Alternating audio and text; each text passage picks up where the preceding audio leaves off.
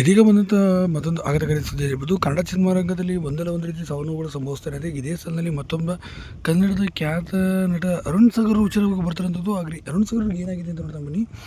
ಹೌದು, ಕನ್ನಡ ಸಿನಿಮಾದಲ್ಲಿ ವಿಷ್ಣುವರ್ಧನ್ ಎಂಬ ಸಿನಿಮಾದಲ್ಲಿ ಇವರು ಅಭಿನಯ ಮಾಡಿದ್ರು. ಮತ್ತು ಮದಕರಿ ಸಿನಿಮಾ ಅವರಿಗೆ ದೊಡ್ಡ ವೀರ ಮದಕರಿ ದೊಡ್ಡ ಮಟ್ಟಿಗೆ ಬ್ರೇಕನ್ನು ಕೂಡ ತಂದುಕೊಡ್ತು. ವಿಲನ್ ಆಗಿ, ಕಾಮಿಡಿಯನ್ ಆಗಿ, ಎಲ್ಲದಕ್ಕೂ ಸೈ ಎಂಬುದನ್ನು ಅರುಣ್ ಸಾಗರ್ ಅವರು ಈಗಾಗಲೇ ನಿರೂಪಿಸಿದರು. ಹಾಗೆ ಸ್ವಂತ ಅವರದೇ ಆದಂಥ ಕಾಸ್ಟ್ಯೂಮ್ ಡಿಸೈನಿಂಗ್ ಕೂಡ ಹೊಂದಿದ್ದರು ಅಂತೇಳಿ ಸಹ ಹೇಳ್ಬೋದು. ಇನ್ನು ಹೀಗಿರಬೇಕಾದ್ರೆ ಚಿತ್ರರಂಗದಲ್ಲಿ ಇತ್ತೀಚೆಗೆ ದಿನಗಳಲ್ಲಿ ನೋಡಿರ್ಬೋದು ಅರುಣ್ ಸಾಗರ್ ಅವರು ಯಾವ ಸಿನಿಮಾಗಳಲ್ಲೂ ಕೂಡ ಕಾಣಿಸ್ಕೊಳ್ತಿಲ್ಲ. ಬರೋಬ್ಬರಿ 15 ವರ್ಷಗಳ ಕಳೀತಾ ಹೋಯಿತು ಅಂತ ಹೇಳ್ಬೋದು. ಕೊನೆಯ ಸಿನಿಮಾನೇ ಮಾಡಿದ್ದೆ ವಿಷ್ಣುವರ್ಧನ ಸಿನಿಮಾ ಅಂತ ಹೇಳ್ಬೋದು. ಬಿಗ್ ಬಾಸ್ನಲ್ಲಿ ಕೂಡ ರನ್ನರ್ ಅಪ್ ಕೂಡ ಆಗಿದ್ದರು. ಸಂದರ್ಭದಲ್ಲಿ ಸೀಸನ್ 1ರಲ್ಲೇ ಭಾಗವಹಿಸಿದ್ರು ಕೂಡ ಅಂತ ಹೇಳ್ಬೋದು. ಇಂಥ ಅದ್ಭುತವಾದ ಕಲಾವಿದ ಅರುಣ್ ಸಾಗರ್ ಅವರು ಎಲ್ಲಿ ಹೋಗೋದು ಅಂತ ನೋಡ್ತಾ ಬಂದರೆ, ಸದ್ಯ ಈಗ ಸೆಟ್ ಹಾಕುವಂಥದ್ದು ಮತ್ತು ಕಾಸ್ಟ್ಯೂಮ್ ಡಿಸೈನ್ ಮಾಡುವಂಥದ್ದು, ಸಿನಿಮಾಗಳಿಗೆ ಸೆಟ್ ಮಾಡಿ ಕೊಡುವಂಥ ಕೆಲಸಗಳನ್ನು ಇವರು ಈಗ ಮಾಡ್ತಿದ್ದಾರೆ ಅಂತ ಹೇಳ್ಬೋದು.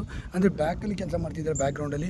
ಅದು ಸಿನಿಮಾದಲ್ಲಿ ನೇರವಾಗಿ ಯಾವ ಕೆಲಸಗಳು ನಟನೆಯಿಂದ ನಿರ್ದೇಶನ ಸಂಪೂರ್ಣವಾಗಿ ದೂರ ಉಳಿದಿದ್ದಾರೆ. ಕೇವಲ ಕಾಸ್ಟ್ಯೂಮ್ ಡಿಸೈನಿಂಗ್ ಕೆಲಸಗಳಲ್ಲಿ ಈಗ ಬ್ಯುಸಿಯಾಗಿದ್ದಾರೆ. ಹೀಗಾಗಿ ಸಿನಿಮಾ ರಂಗದಿಂದ ದೂರ